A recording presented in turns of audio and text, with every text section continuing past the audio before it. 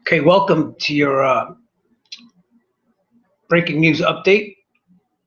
The New York Yankees and Alex Rodriguez just announced they're going to hold a press conference tomorrow, Sunday, August 7th, 2016. There's been some rumors this week that popped up about A-Rod being released by the Yankees. He hasn't been playing. So far, he's had a rough year, and as we all know, his infamous and legendary contracts. We'll talk about that in this episode. We're going to talk about his tumultuous relationship over the years. A-Rod as the villain of baseball, Major League Baseball, this decade. We're going to talk about who's at fault. Is there anybody at fault? Is PED use, alleged PED use, whatever you want to call it, whatever you want to spin it, however you want to spin it. There's a lot to talk about here. Also, this has been this week. These last 2 weeks have been the official end of the Yankee dynasty. I mean, it's been in ruins for the last 4 or 5 years, but now we are really seeing the end as the core four have retired, of course, and Mark Teixeira this week announced he will be retiring. Sudden, surprising, and shocking announcement that he's retiring. That was unexpected. The Yankees trading some key valuable players over the last couple weeks. Did they get anything in return? Did they get anything valuable? Any future stars? We'll talk about that. Also, we'll talk about the Yankees have, of course, yes, I think they waved the white flag. We'll talk about where they go from here. Then we're going to switch over and talk about the Mets. They are struggling, ravaged by injuries, misfortune. Now, lately, bad play. We all know they're hitting woes. They're one of the worst offenses in the major leagues this year in baseball. One of the worst offenses, period, in the last decade or so. We'll talk about that. They acquired finally Jay Bruce. I left off last week announcing that I would come on again and upload a video if the Mets made any big trades. They did. They acquired Jay Bruce and more. We'll talk about that. And we'll talk about how I'll touch on a subject about PEDs, and so we're going to be talking about A-Rod, and I want to talk about that. I think it's still a very sensitive and controversial issue in baseball. So let's begin. The on ESPN has just reported that the Yankees will announce that they'll hold a news conference tomorrow for Sunday's game against Cleveland. This is from the Associated Press, and we heard the story this week. A-Rod saying he would be at peace if he was released by the Yankees. Now, this has been a torrid affair with A-Rod and the Yankees since he's got here. He came here in 2004, with all the billings of being one of the best players in all of baseball. His gaudy and ridiculous statistics with Texas before that. His big contract to match it, and he had the pressure of the world. It all started with he was close to being dealt to the Red Sox during that fierce Red Sox Yankee rivalry in the mid 2000s, and then he came to the Yankees. Red Sox won a couple titles.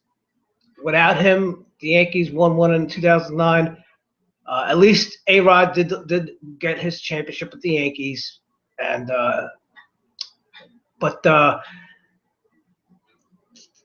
then of course he the big story was it was 2012 when 2012 2013, I'm not sure, when he was embroiled in that scandal with PEDs, performance enhancing drugs, and he was vilified. I'm not going to say he's not at fault. Did he use PEDs? Yes, probably.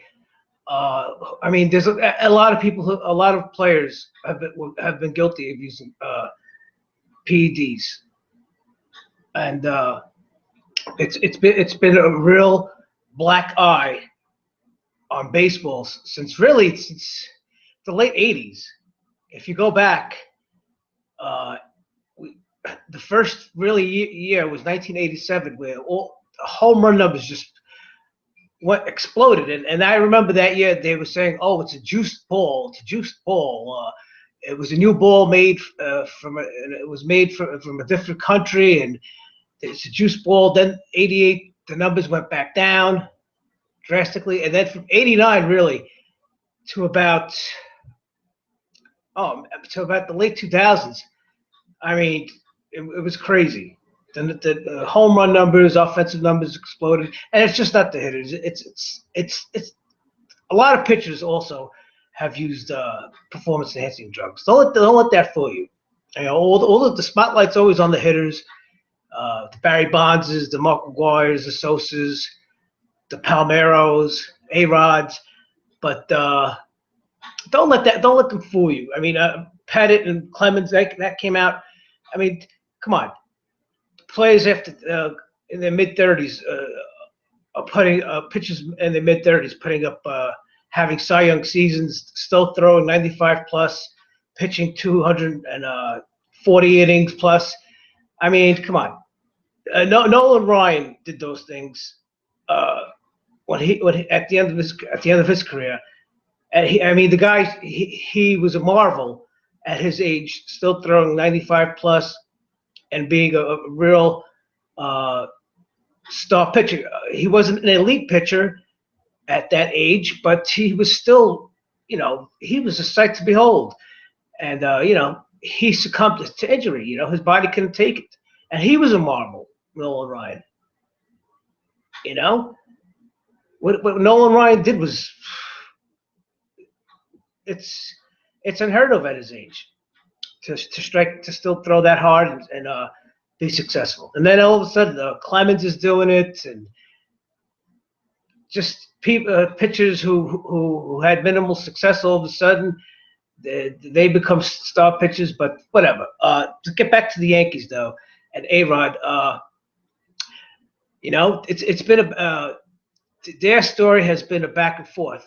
The Yankees renegotiated his contract, and he's making all this money. And then when the steroid scandal hit and he got suspended for a year by Major League Baseball, the Yankees wanted the contract voided. Of course, and not to mention he had two hip surgeries. I think I'm pretty sure one of those was a hip replacement. I'm not sure. That's I think I might have read that somewhere, but I'll put a note up later. But yeah, of course, when you're not valuable and you still have you're on the books for all that money, sure. Now the Yankees don't want any part of it. Well, and I have his contract right here. Sorry, in front of me from spotrac.com, and he this year 2016 will be making base salary $20 million.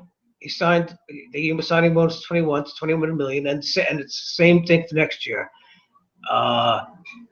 So really they're about on the hook for about $28 million, $29 million given this thing. But this is where fans don't really take into consideration. You'll have the A-Rod haters who say he's overpaid, he's a greedy player, he doesn't deserve all that money. He's the villain. He did steroids. He should give that money back. Would you give the money back? Come on, give me a break. It's a contract.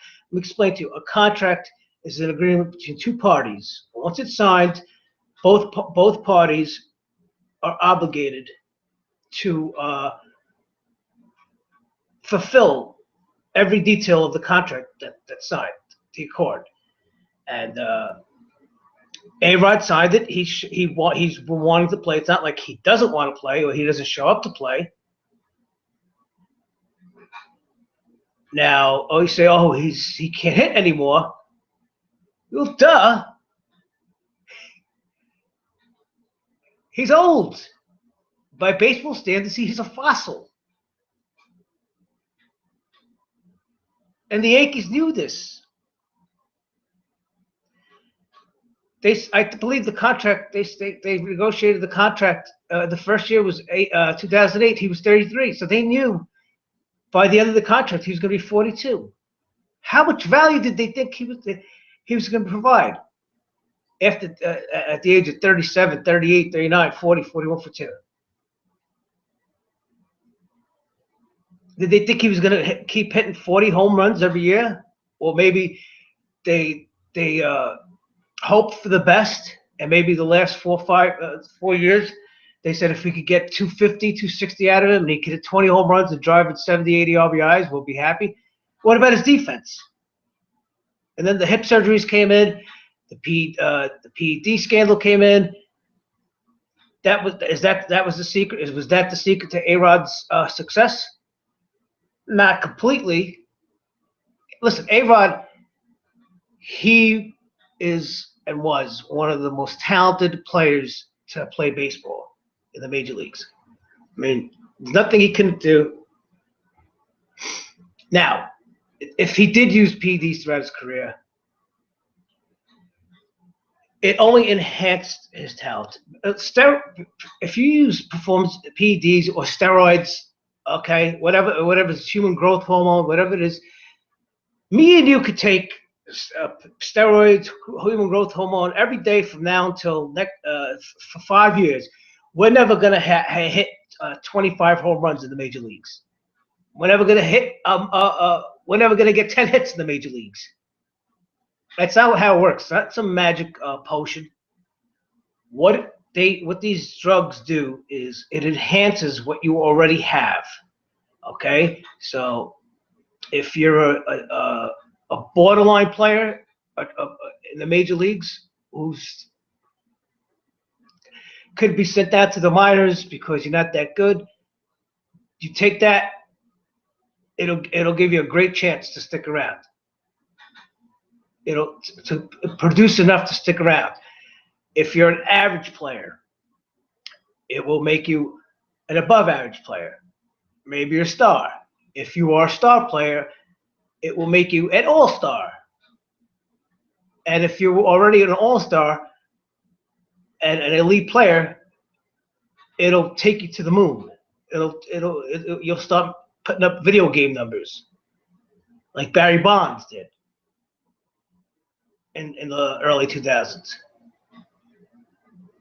Because he was already one of the best players and one of the most talented players. Plus, at that age, now he has knowledge. He knows how to hit. He has 15 years of experience underneath his belt. And all of a sudden now his body's reverted to he's reverted to a 25-year-old body. I think it's all those home runs. And also another thing that steroids do, it keeps you strong. It keeps baseball players strong throughout the whole year. See, normally you see even the best players, they go through these 2-3 week slumps. It's just the major league season is a long, arduous grind. 162 games, playing almost every day. You're playing 162 games in almost 4 or 5 months. and you're out there every day, 9 innings for an everyday player. And there's some weeks during the season where that bat feels like a lead pipe. And during those weeks, those days, it's hard to hit a 95 mile an hour fastball. And so what steroids does is you don't have those valleys in the season. It keeps you strong throughout, and that's why these players they tack onto their stats. So if you're going to hit 30 home runs without PEDs, because you've had those weeks during the season where you can't even lift the bat, now you hit an extra 10, 12 home runs. You get an extra 20, 30 hits. That's a big deal. That's all it is. But so the Yankees are at fault here for this fiasco that's happened over the last 4 years. They signed them. They knew what was going to happen. They had a good idea what was going to happen. But you know what it was? It came down to greed.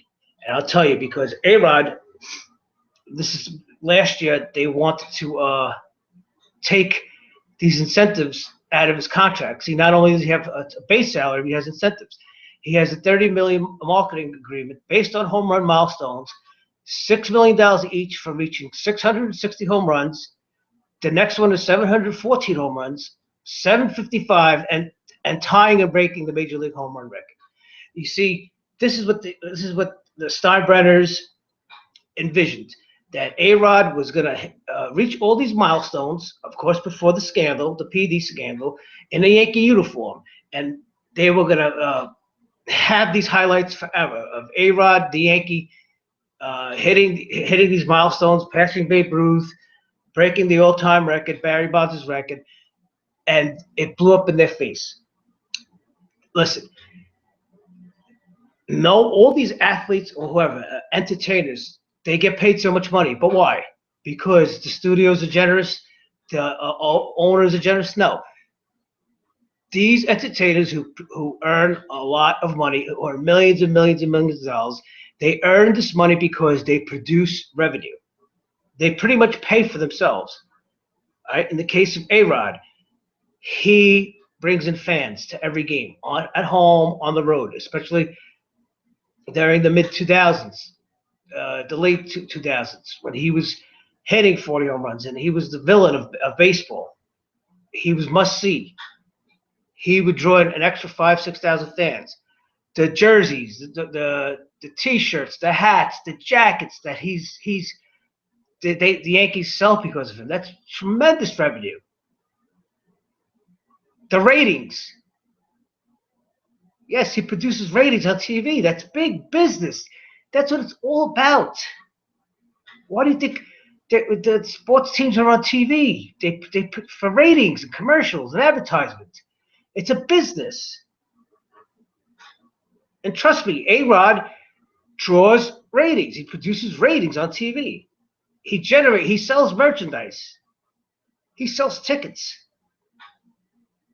And of course, he at one point was a productive player, and he helps you win. But the Yankees were at fault here, and now they're releasing him. They're going to eat the contract. Nobody's signing A-Rod. Who in their right mind is going to sign A-Rod for that money? You would have to be a fool to sign him. I don't even know if they would sign him if he tore up his contract and said, "I'll play for $5 million." He's a big headache now. He's become a big headache. When you can't hit anymore, that's it. Nobody wants to put up with you when a player can't hit. When you're hitting 290 and hitting 35 and driving 120, people will put up with a lot. With anybody, not just A-Rod. Once you stop hitting, that's it. Nobody wants you around. And now the Yankees are the prime example of that. They don't want A-Rod around. He can't field.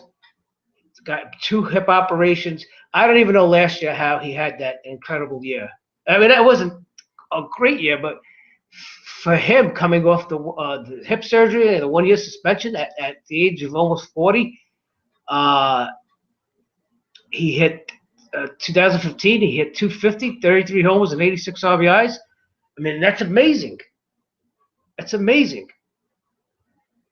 His last pre PED and hip surgery season was 2010. He batted 270, 30, and 125. After that, that was the decline.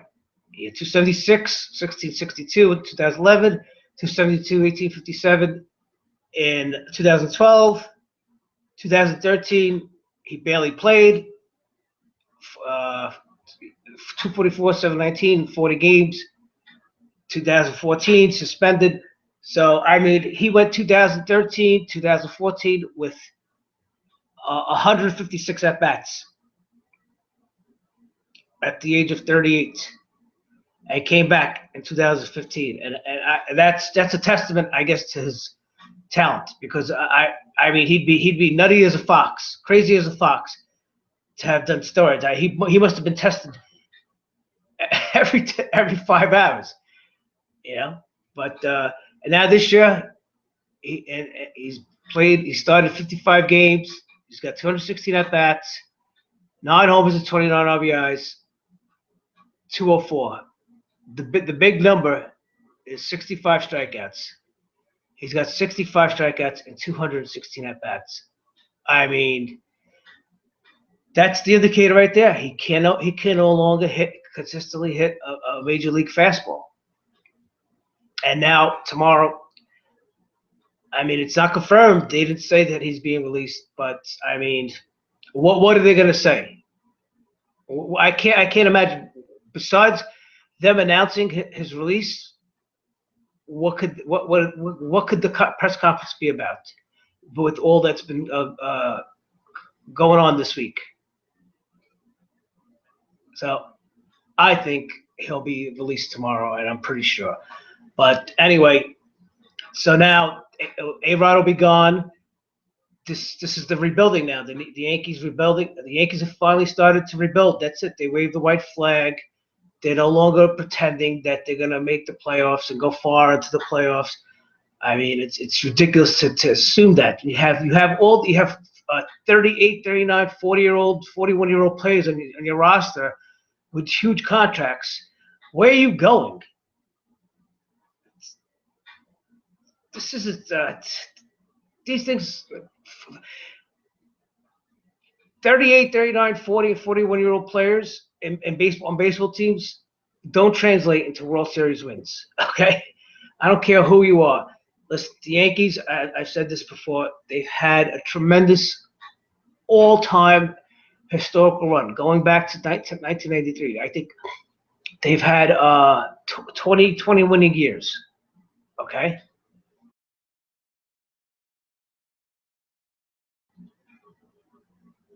20 straight winning years. They've had 7 pennants, 5 World Series championships, playoff appearances virtually every year. It's gonna end sometime. You can't keep rebuilding a dynasty. You can't keep a winning team around just by signing big name free agents like they've done in the last 7, 8, 9 years. You know, when you have winning records, you get lower draft picks. When you sign players, you give up picks sometimes. You know, so now they have to start over, get rid of all these contracts, trade any valuable person, any valuable player they have. They traded Chapman to the Cubs. That was the first one, and in that trade, they got a young shortstop, Torres, who supposedly is can't miss. I always that's always cliche. Can't miss. You know, he's a good prospect. He's a highly rated prospect. Highly rated means he's got a chance to make the major leagues and be successful.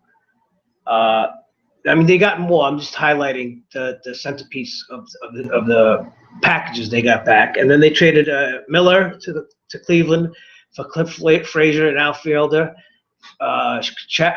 Cashman is raving about him. Oh, of course, he traded for him. I mean, we'll see. These things, we'll see 2, 3, 4 years from now how these trades play out. But I mean, it's a step in the right direction. They got value for these players. You know, you what on a team that has not going anywhere. Relievers are not valuable to you. What are you going to use them for? You know, get rid of them. Get something. Uh, then they traded Beltran. He's another 39-year-old player. He's an amazing player at his age, still hitting well. He's a nice rental player. They traded him to Texas, I believe. And now Teixeira, we talked about that. He announced his retirement earlier this week. Another guy, late 30s. Guy can't stay on the field, and he finally is resigned to the fact that he can't play this game at the level he wants every day. There's nothing wrong with that. It just so happens he's in the last year of his contract, and he probably knows he doesn't want to go around, stick around, you know, to play for a fraction of his salary for another team next year. And it wouldn't have been with the Yankees. So he had a great career. He's won a championship right off the sunset mark. And now the next guy is CC Sabathia. He's another guy. He's late 30s, making probably $20 million, struggling. I don't know if they're going to move him. I don't know what team would take him at that salary, but anyway, it's a good thing. If you're a Yankee fan, you should be very happy. Okay, you're going to suffer maybe 1 or 2 years of below 500 ball. You're gonna get a beating. You're gonna get a lot of beatings over the next couple of years, but it's okay. If these prospects and the Yankees will get draft picks, if they blossom, you'll be in good shape in 3, 4 years. I mean, all these Yankee fans are spoiled. Most of them have seen nothing but winning, playoffs, pennants, World Series. It's not like that. This is real life. That was once in a lifetime. Enjoy it. All right, next I'm going to move on to the Mets. They have struggled. They have really the injuries have taken the toll. Cespedes is out now with a quad strain. It's just one of those years. I know my last Mets update, I ranted and buried them. But I mean, listen, it's when you're being succumbed and ravaged with injuries, it's tough, and the morale's down now. We know about their hitting woes. They can't buy a hit. They can't. Their average of runners in scoring positions is like 205, 206. As a team, a major league team is batting 206. They're near the Mendoza line of runners in scoring position. If you can't hit with runners in scoring position, you can't score. I mean, it's ridiculous. And now if they do score, now we've seen the bullpen crashing, or it's an error, or the starting pitchers they're not getting starting pitching. They traded for Nice. The only reason why I could see that Sandy Alderson traded for Nice is if the Mets are close, he's an insurance policy to pitch as a starting pitcher or in the bullpen. I've been saying I don't think Syndergaard or Steve Matz is finishing the season. They both have bone spurs. That hurts. Bone spurs hurt. I had bone spurs in my ankle, my heel. At the end of the day, during the day, it swells up, it burns, it hurts so much. You want to cut your foot off. Imagine on your elbow, your pitching elbow, where you're pitching every day. Oh man, it's your arm gets inflamed. I mean, it could be treated, but I mean, so. But the big news was this week, that the Mets traded for Jay Bruce from the Reds. He was the NL leader in RBIs at the time the Mets got him. He's young. Listen, he's a run producer, but he can hit home runs. He's a run producer. He doesn't hit for high average. He does strike out a bit, but he can't drive in runs if there's nobody on base. And also, I think this trade now spells the end for Cespedes. Now that they got Bruce, I think the Mets are. I think this is this is a signal. They're not gonna keep Cespedes next year.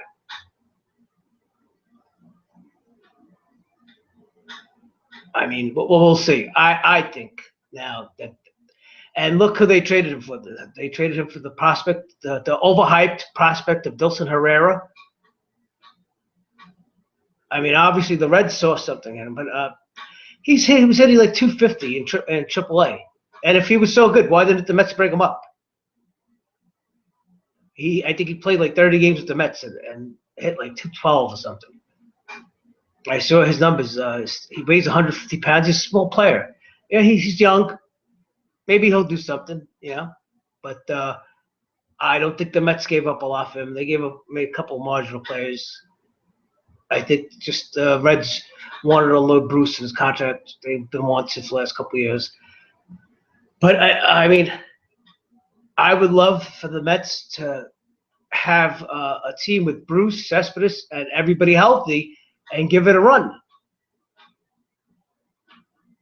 Cespedes, he's been such a tremendous compliment to the Mets since he's come here. When he came here last year, everything gelled. It was like that. He was the missing spark. He was the gasoline. He was the fuel the Mets needed, and they took off. And he's still doing great. It's just that he's getting no help this year. So I'd love to see Cespedes with the Mets, now with Jay Bruce. That's a great. That could be a great 3-4 combo. It's a really good combo. I'd love to see that with the Mets, but I don't know. The Mets are very frugal with their money. They still got Wright on the contract for $20 million.